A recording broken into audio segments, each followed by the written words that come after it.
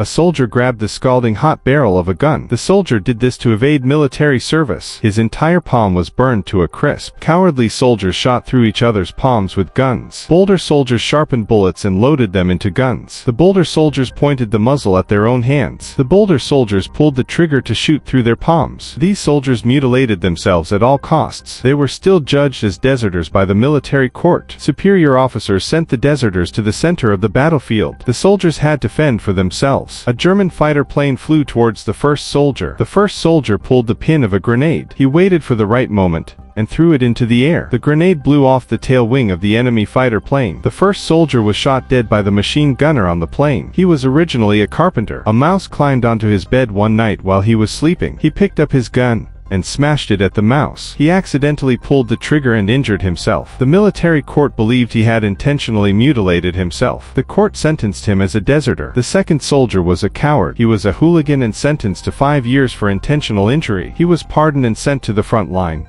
When World War I broke out on the battlefield, he was a petty thief. He urinated into his comrades' hats while they were asleep. He poured the urine out of the trench and put the hats back in place. He and another soldier shot through each other's palms. He waved a white flag when thrown onto the battlefield.